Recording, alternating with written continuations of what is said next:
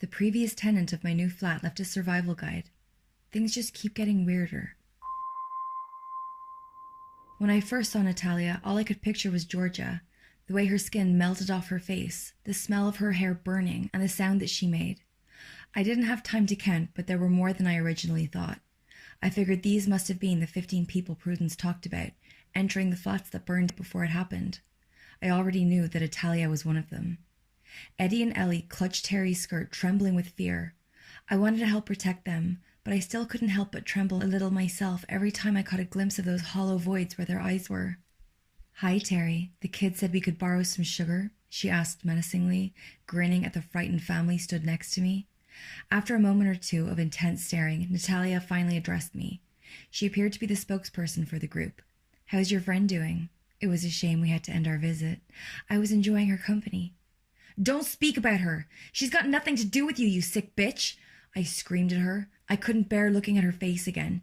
"You don't scare me with all your freak friends. I'm not going to let you hurt this lady or her kids." Natalia chuckled. I gulped. "I may talk a good game, but I am no hero. Mere days ago, I was just a young girl excited to move in with her boyfriend, and now here I am. My boyfriend's dead. My flat is like living in my own personal horror movie, and I'm standing up challenging demonic flame neighbors to defend demonic-looking children.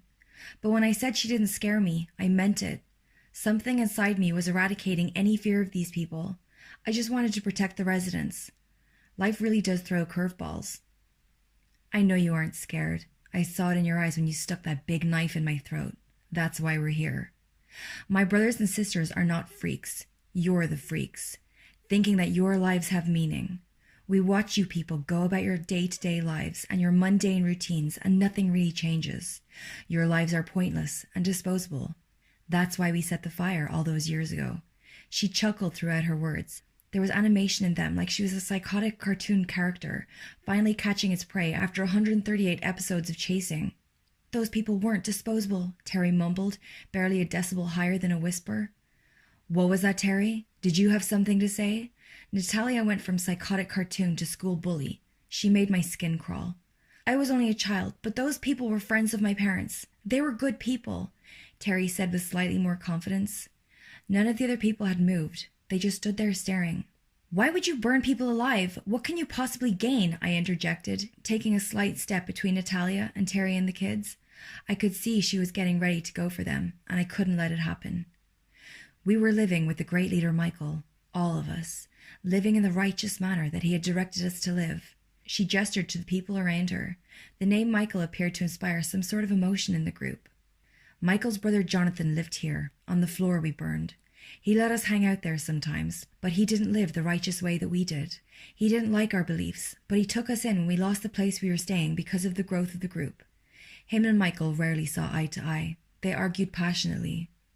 Our group never believed in living within the constraints of societal norms, and we were up at all hours. We came and went as we pleased, embracing freedoms and listening to music as we did introspective work." Terry shoved the kids further behind her and snapped, infuriated. "You were a group of entitled, bratty hippies following some middle-aged, mentally ill twat. Listen to yourself. The stereotypical cultish drivel coming out of your mouth right now," Terry cried. I was shocked at her outburst, although I couldn't have agreed more. It did sound like cultish drivel. It made me so angry that this was what an entire floor of people died over. As Terry ended her rant, the curtains hanging on the window behind her burst into flames. I jumped and felt my heart skip a beat. "Don't insult us. I'm sick of hearing simple-minded people call us a cult," came from the back row. An average-looking man with dark hair and jeans had piped up, smiling and watching the curtains burn. He had done that. They were all capable of what Natalia had done to Georgia, at the very least. For the first time since the people had entered Terry's flat, my nerves of steel had wavered. I realized that we were only alive because they were allowing it so far. We were in big trouble. Terry swiftly shut up, and Natalia continued her story. "Michael was the true leader, not like all the fakes you hear of in the news, the people you're talking about. He was teaching us to build a world of peace and harmony, but he didn't deny that in order to do that, you had to eradicate the non-believers. He taught us to embrace the bad in us, to harness it so that we could do extraordinary things." She smiled wickedly as her hands glowed hot coals as she spoke. It may have sounded like cultish drivel, but Michael being a total faker wouldn't explain their powers. Things went wrong when someone went to the police after Michael and Jonathan had a terrible argument one night. When the police arrived, Jonathan told us to go. The group had been planning to leave this building anyway. We'd had nothing but interruption and trouble in our time here. This place is weird. But we had nowhere immediate to go. The police already disliked us after overcrowding the last property. We didn't need any more attention. Michael was furious. We brainstormed in a field for hours who could have done it. I personally suspected the next-door neighbor, Mavis. The woman was so nosy, always knocking and asking us to keep the noise down, interrupting our spiritual sessions. Michael couldn't make a certain judgment on the person who had done it. All we thought we were sure of was that they had to be on the same floor. So he instructed us to go back that night and eradicate the whole floor and every non-believer who lived there. As you know, we obliged. This incited sick laughter from the crowd. I waited, forcing myself to let her finish, buying time. We took pleasure in their screams, in watching every man, woman, and child go up in flames through their front door windows. It was the first time we'd unleashed all that energy, and we felt so powerful. But then, as we were leaving the burning hallway behind us and entered the stairwell, this building found a way to F us over one more time. I couldn't give you a number of the amount of times we tried to run down those stairs, leave our glorious victory behind us, and return to Michael. It didn't matter how many times we tried. We couldn't make it past that floor. The stairs wouldn't let us. It didn't take long before the fire reached the stairwell we were trapped in, burning us all, along with the non-believers. We died just in time for the fire engine to arrive. We may have been dead, but we didn't disappear. We couldn't leave the building. We were stuck, just wandering it, in and out of the burned flats and hallways, but not allowed anywhere else unless we were asked. It was awful.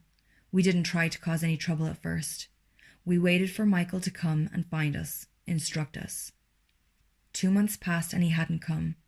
Instead came confirmation. A newspaper put through the door of the building. Headline news: Tower Block resident Bernie Hemming's information vital to imprisonment of local cult leader on drug charges. I gasped. I couldn't believe I hadn't found that when I was researching Prue. But I suppose local news wasn't so heavily online back then. Natalia saw my shocked expression and grinned wider than before. The old bat didn't tell you that then? She asked, although it wasn't really a question. That her stupid husband is the whole reason we're here? We started to really cause issues then. Did anything within our power to F the whole building over. But it didn't take them long to work out that we had to be asked to come in. We only stopped when Prue worked out a way we could die a second time, and that we would come back again.